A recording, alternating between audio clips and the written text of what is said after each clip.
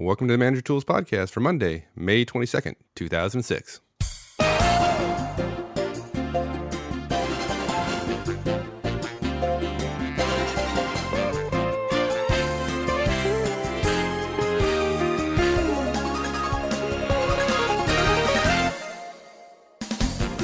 Hi, this is Michael Lozan. On behalf of my partner Mark Horstman and I, welcome to Manager Tools. Today we cover the second in two podcasts on time management. And if you're new to the show or you didn't listen to last week's podcast, it's probably worthwhile going back and listening to it first. Otherwise, you'll be joining the conversation halfway through and wondering just how we got to this point. To that point, I received some good feedback on last week's show. First, some folks were put off by the fact that the series was cut in two. Some would much prefer to have a self-contained podcast that doesn't span multiple shows, i.e. one show, one topic. Well, Mark and I appreciate that point of view and generally full-heartedly agree. We also tend to let the content dictate the length of the show, and occasionally the length exceeds the 30 to 40-minute show we shoot for. Well, honestly, we want to do a 30-minute show, but almost always fail, so we'll give ourselves a little slack and say the target is 30 to 40 minutes.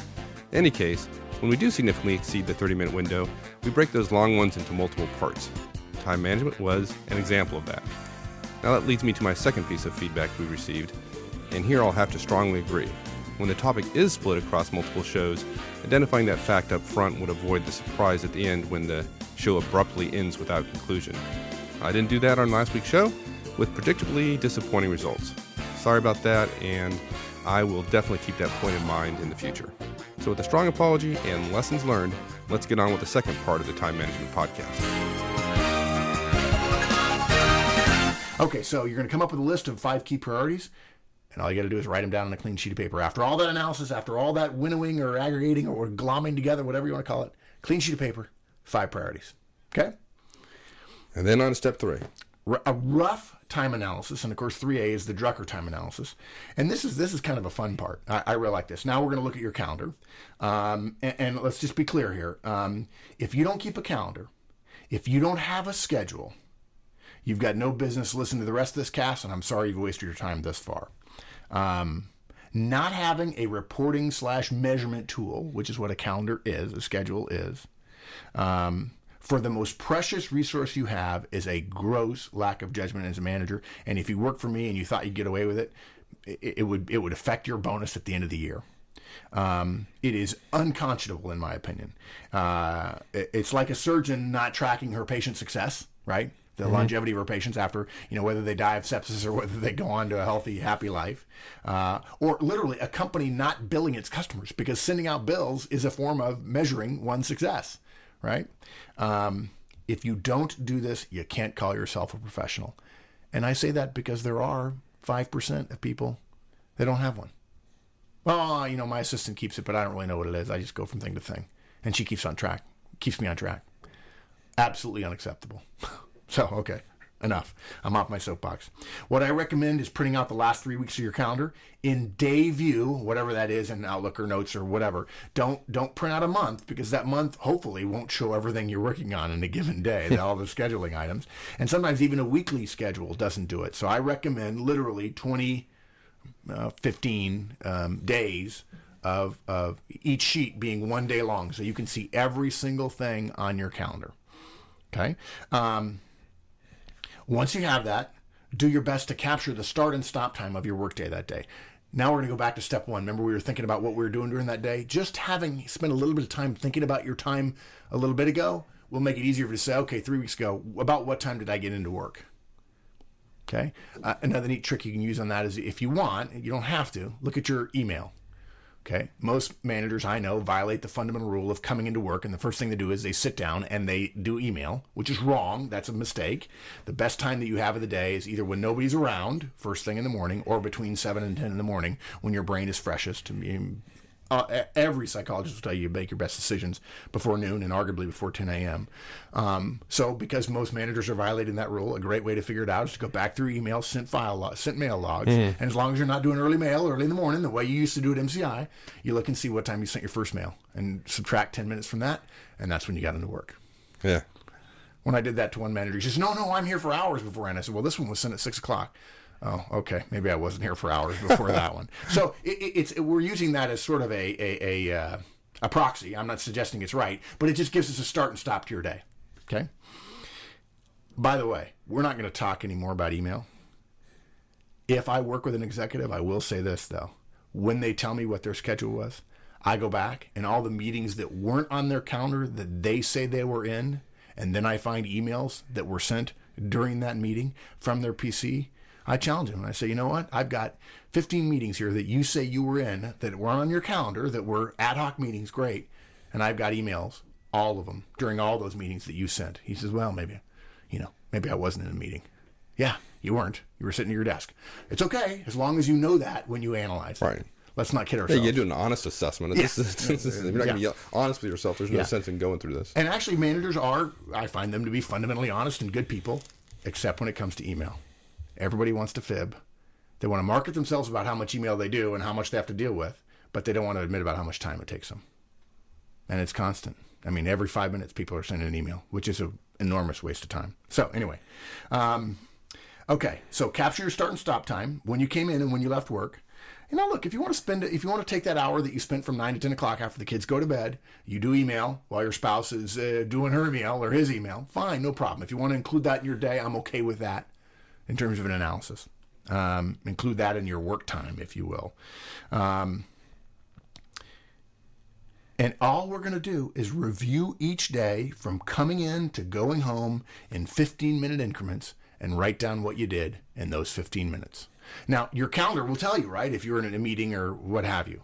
If you can't remember what you're doing, if you don't have any notes from from step one analysis, that you were in an ad hoc meeting or you were coaching somebody at their desk or you got together for a quick meeting with your general manager about a new structure or something like that, write down nothing. I know you weren't doing nothing, but essentially the purpose of this is to show you that if you have nothing on your calendar and there's no one focusing your time, you can't claim that it was spent on your strategic priorities. I don't see it happening. Right. I mean, yeah, okay, 5% of people do. But guess what, folks? Not all of you are in the 5%, right? Most of you are in the 95%. And I'm guilty of this as well. Don't get me wrong. I have the same challenge I do when I have unscheduled time. I find myself much lazier. This cast is an example of trying to crunch things into a specific time period as we get better and better and better at putting casts together. So for non-scheduled time, unless you'll swear that what you were doing was, unless you'll swear to what you were doing, and again, be careful about your memory from 3 weeks ago, write down nothing. Now, hopefully you can see where we're going with this. What we're trying to do is find out what you actually did over the past 3 weeks and see how it relates to that one page of no more than 5 key priorities. And what we want you to do when you're done is aggregate them under those 5 key priorities. And if it doesn't fit under one of the 5 keys, and don't twist it too hard to fit. Right. Put it over there in another category. If you've got more than 5, if you've got a secondary list, I'm not suggesting you break it out into those 5 at all. Don't worry about that, because we already said 3 is a circus act. So 5, is more than you need. So 10 is just a waste. Don't break them down into the 10. Quite frankly, there probably won't be that many of them, and you'll have 1 or 2 things under each of the 10. Okay? Make some columns in terms of the 5. Add it all up. Put some percentages next to them, and there you have it. That's kind of how you spend your time. Is it ideal? Is it exact? No. If you want an exact one, do this analysis in 3-week increments for the next 6 months. You cannot get any more accurate about past time than roughly this 15-minute increment thing, unless you start managing your schedule in advance and breaking your time down. Okay? Okay. Or you can do step 3A, which is a Drucker time analysis. Okay? And this is simply using an assistant, which for many managers is not possible, and that's fine, to capture everything you do in 10-minute increments. Your assistant, he or she, follows you around and every 10 minutes writes down what it is you're doing. And if you're an executive, that's a dang good way to use your assistant. There is nothing shameful about doing this. If you can figure out a way to be 5% more efficient with money that the company spends $250,000 of you in salary plus another $100,000 in bonus, that is very, very powerful use of money and time. Now, you can also do it yourself. One of the things I did once was, it sounds really corny, but every 10 minutes I put an alarm on my PDA. And it irritated me for the first 6 hours, and then I got used to it. And every 10 minutes I had a little buzz alarm, and I wrote on a sheet of paper what I was doing. Yeah, it's like a metronome thing. It's a random. Actually, the original time studies, they use random samples, and you'd carry around a random number generator, and it would beep when it came to a certain number, and you'd write down what you were doing, and you could tolerate that for a period of time. Sometimes it was 6 minutes, sometimes it was 81 minutes. It didn't matter. The randomness as such gave it a good sample. But if you do it every 10 minutes, you're going to get a good sense. Some people say, Mark, I can't do the 10 minutes. I want to do 20 minutes. Fine, 20 minutes is fine too. Don't do half an hour. Don't do 45 minutes. You start losing some of the details. You can use your PDA like I did with my Trio, or you can use a stopwatch if you want, and every 10 minutes have it, stop, and then you go, oh, I've got it, and one of those digital stopwatches, so you can make a noise, it'll beep for you. It'll irritate you a little bit to do it, but it'll be very, very powerful. So the Drucker time analysis is not looking at your schedule, it's actually doing it going forward for 3 weeks. Very powerful. Oh, I bet. Lots of data. A little bit irritating. You'll never forget it as long as you do it. 20 years from now, I've had executives say, I did this 20 years ago when I was a junior executive. I went to a bank and we had a big productivity initiative because costs were being cut and so on. And everybody was stunned by what they discovered. And they actually had time management experts in there, productivity experts in there, workflow experts in there, just actually telling them the raw data, which was, yeah, you say you're doing X, but you're really not. I actually had a unit in the Army that I was running that got surveyed by the Army for how productive we were. And we were the most productive unit in the Army that year, and we had 66% productivity. Which I was afraid I was going to get fired for. They said, no, this is great. It's the most productive I've been to. We found out later it was the most productive in the Army. 66%. So you got dead time, folks. Let's just get used to it. Okay. So that's a more involved, and it's real time rather than analysis of past. Either one of them works. I don't think you need to do both by any stretch of the imagination, because we want results, we want action. This is all analysis. You're not getting paid for analysis. You get paid for decisions and results. So what's the results? And the results come in step forward. And there's more to talk about with time analysis, Mike. There's more analysis, and there's more change to be done. But step 4, as simple as it is the most important thing you can do when it comes to managing your time, or let's be more clear, managing your priorities or managing your schedule management. And that is, again, this is the prescriptive step, and that is very, very simple. Now you know what you've been doing and how off or on it is with all your priorities. We recommend that you do nothing more than schedule your primary responsibility. That's it. Some people have heard of this big rocks example that people use, where they fill up a jar with sand and small rocks and so on, and then you can't fit the big rocks in there, and they pour it all out and they put the big rocks in first, and then you can put smaller rocks in and so on. That's essentially what we're getting at here. But I'm not suggesting you pick all 5. All I want you to do is 1, because if you pick all 5 and you try to schedule it and you do what I'm suggesting next, you're going to fill up and you're going to hate it, and you're going to go back to the way you did before. I'm suggesting take this thing in small bites. So pick your first priority and put it on your calendar. It's not critical that you know what you're going to do in each of the blocks that you're going to schedule, okay? And I don't know whether I should tell you to put it for 5 hours a day or 2 hours a day, or no more than 90 minutes a day, or maybe 90 minutes every 3 or 4 days, depending upon what your schedule is. But what I will say is this. In the first week, at least 2 90-minute blocks for your primary responsibility. You don't need to know what you're doing in those primary blocks, in that 90-minute block, because the first one, all you need to do is start spending time saying, okay, in this responsibility, what are the things I should be doing? And you use that 90 minutes to start planning your time around the next 90-minute block.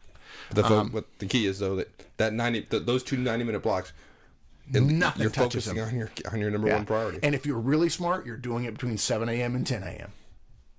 Okay? And I actually recommend that we don't do one-on-ones in that first time in the morning, because the value of my mentality is not going to be gained in the one-on-one. It's important for relationships, but it's the creativity, it's the analysis, it's the decision-making skills that I want to leverage, and that's why I tend to schedule that time in the morning. And also, it's a reminder, if you think of it in the morning rather than at the end of the day, you have a much more likely opportunity to get a couple of tasks done in your primary responsibility later in the day, because you were thinking about it first thing in the morning. If you think about it at the end of the day, when you're sloppy, when you're lazy, no offense, folks, but it's true for me too, if you're not as crisp and you say, okay, tomorrow I'll get to that, Then tomorrow comes in and you do that email and somebody else's priority comes up to the top of your mind and you don't get to it.